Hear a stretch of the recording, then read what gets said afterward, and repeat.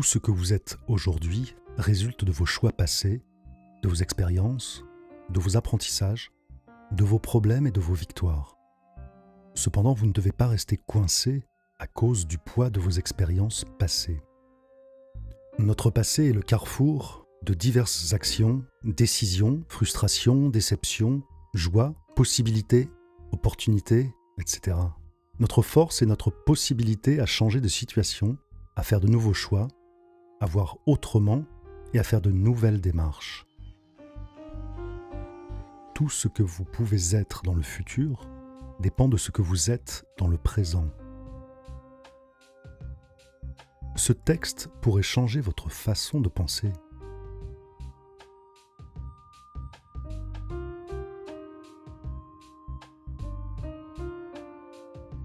Deux hommes, tous deux gravement malades, occupaient la même chambre d'hôpital. Un homme fut autorisé à s'asseoir dans son lit pendant 1 heure chaque après-midi pour aider à drainer le liquide de ses poumons. Son lit était à côté de la seule fenêtre de la chambre. L'autre homme devait passer ses journées couché sur le dos. Au bout de peu de temps, les hommes discutaient pendant des heures. Ils parlaient de leurs épouses, les familles, leurs maisons, leurs emplois, leurs services militaires, des endroits où ils avaient été en vacances. Chaque après-midi, quand l'homme dans le lit près de la fenêtre pouvait s'asseoir, il passait le temps à décrire à son compagnon de chambre tout ce qu'il voyait par la fenêtre.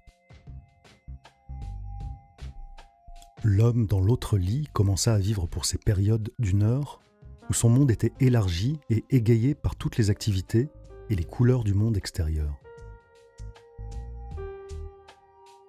La fenêtre donnait sur un parc avec un beau lac. Les canards et les cygnes jouaient sur l'eau, tandis que les enfants faisaient naviguer leurs petits bateaux. Les amoureux marchaient bras dessus, bras dessous, au milieu des fleurs. Comme l'homme près de la fenêtre décrivait tous ces détails exquis, l'homme de l'autre côté de la chambre fermait les yeux et imaginait cette scène pittoresque. Un après-midi chaud, l'homme près de la fenêtre décrivit une parade qui passa. Bien que l'autre homme ne pouvait pas entendre l'orchestre, il pouvait le voir dans son esprit, tel que le monsieur par la fenêtre le dépeignait avec des mots descriptifs.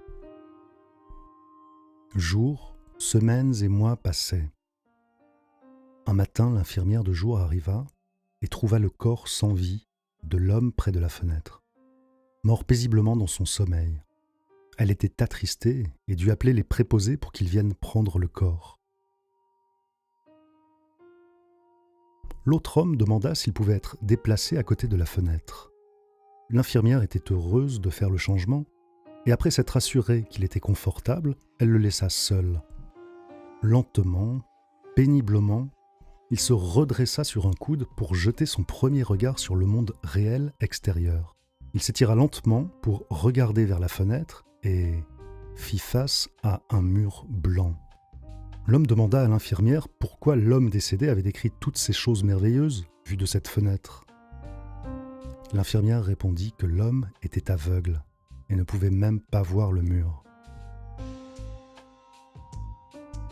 Il voulait juste encourager son compagnon de chambre. Il y a un énorme bonheur à rendre les autres heureux, en dépit de nos propres situations. La peine partagée est la moitié de la peine, mais le bonheur, lorsqu'il est partagé, est doublé.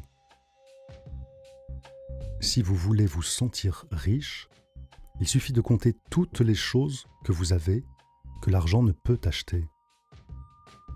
Aujourd'hui est un cadeau. C'est pourquoi on l'appelle le présent.